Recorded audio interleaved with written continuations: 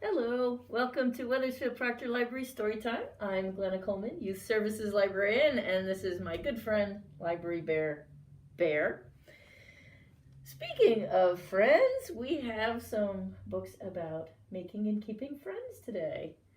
So let's get right to it. What do you say, Bear? Our first book about friends is called Rosie and Rasmus, and this is written and illustrated by Serena Geddes. That looks like an unusual pair, doesn't it? Well, let's see how this works out. Rosie and Rasmus, written and illustrated by Serena Geddes.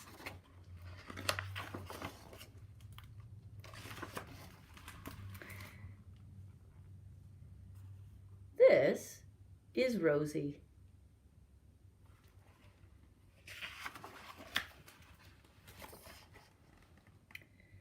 She lives in a little village with cobblestone streets, a water fountain, and an ice cream stand. Every day, Rosie watches and wishes. She watches as others play. She wishes someone would see her. This is Rasmus.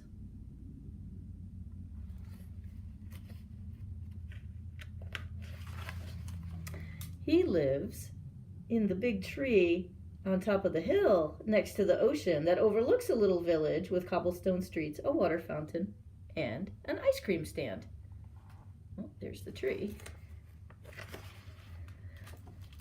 Every day, Rasmus watches and wishes.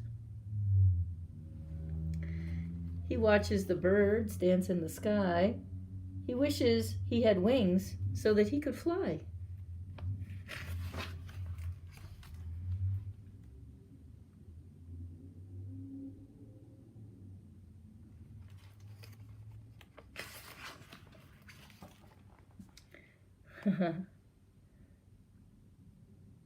Pictures can tell a story too, can't they?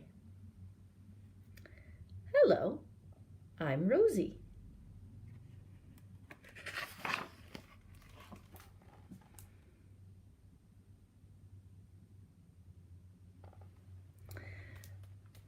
Rosie shows Rasmus how to drink tea like a queen, how to do a pirouette, and how to jump rope.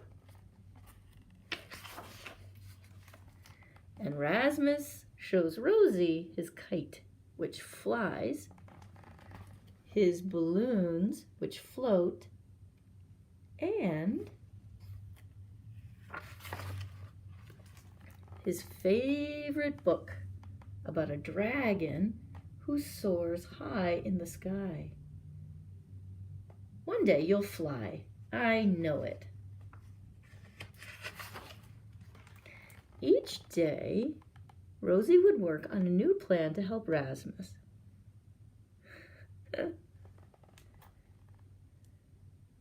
Well, this is some creative plans. And together, they would try. Hold the ribbon, start to fly, and you all lift him up in the air. Rosie's talking to the birds. It's okay, Rasmus. We'll try again tomorrow.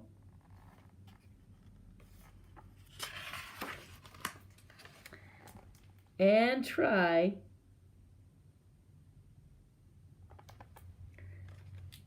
Up, Rasmus, you can do it.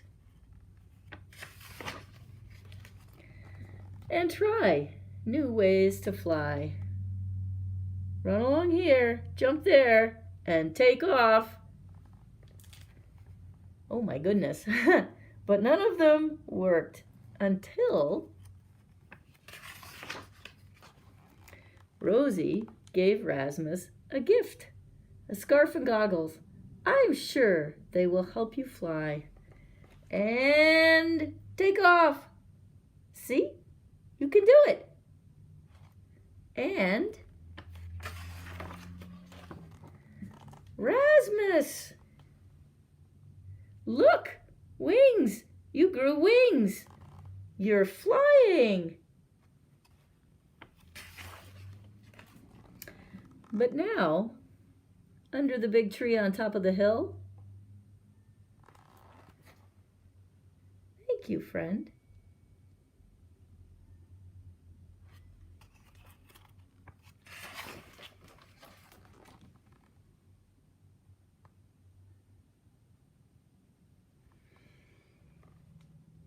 Rosie and Rasmus must say farewell.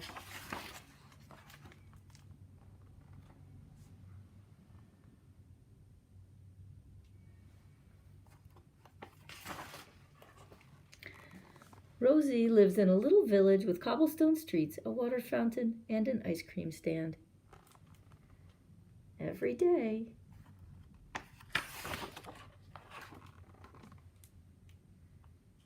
but today. Oh, did I miss some words here? Oh, yes. Every day, Rosie watches other children play. Every day, but today. I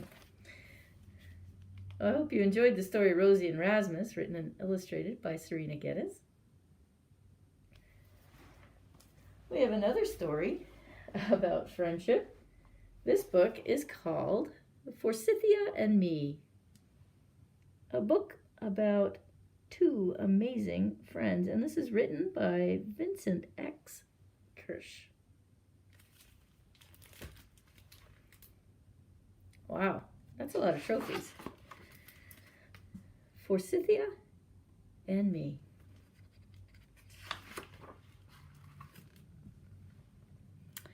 Forsythia and I are best friends. She does things that amaze me.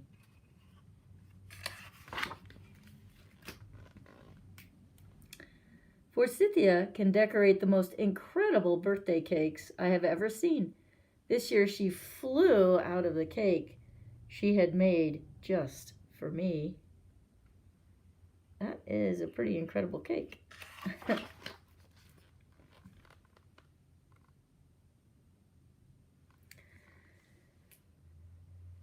She can play Sergei Radzinsky's Piano Concerto No. 7 in B major. She can play it backwards and upside down if I ask her to.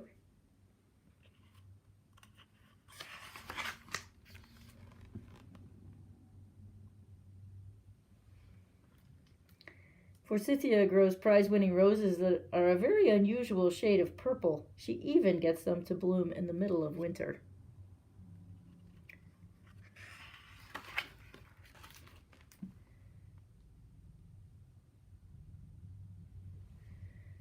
On Saturday afternoons, Forsythia performs in the circus. She has to lend me a pair of binoculars so I can find her. Ooh, can you see her? Ah, there she is.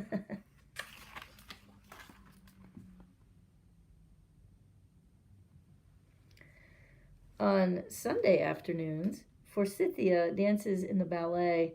I'm glad to say I have no trouble whatsoever finding her there.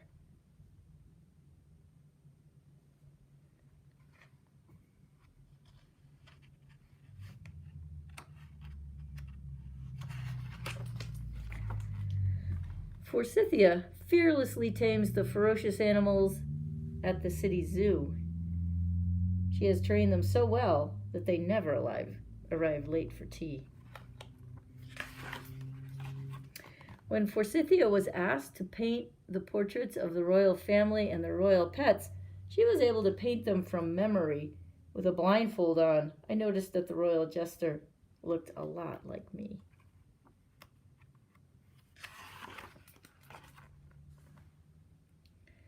One day, Forsythia was not feeling very well and had to cancel her sold-out spectacular figure skating show. She tried everything to feel better, but nothing worked. I had an idea. I baked a cupcake for her and decorated it with her initial. "Thank you, Chester. That is exactly what I needed," she said from under the blankets.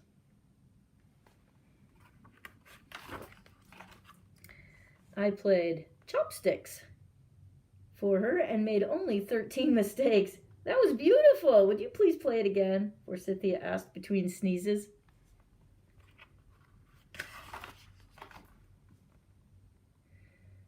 I picked a bouquet for her. The flowers just happened to be called Forsythia. Can you believe there is a flower named after me? She exclaimed.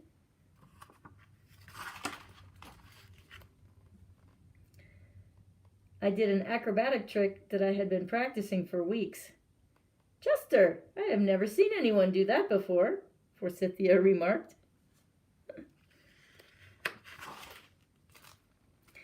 Forsythia hummed her favorite ballet music as I danced a pirate's jig that I made up right on the spot. Would you please teach that to me? She begged.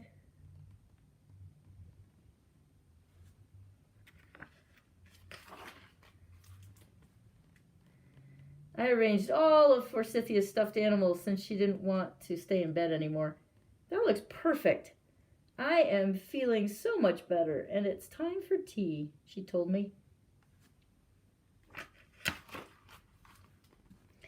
I drew a picture of Forsythia and did it with one of my eyes covered. She blushed and said, Chester, you amaze me. You even make me look like a princess.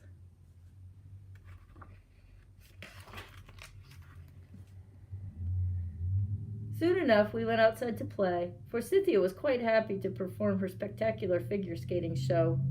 Just for me.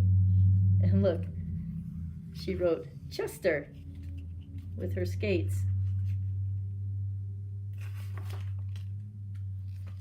Well, I hope you enjoyed Forsythia and Me, a book about two amazing friends by Vincent X. Kirsch.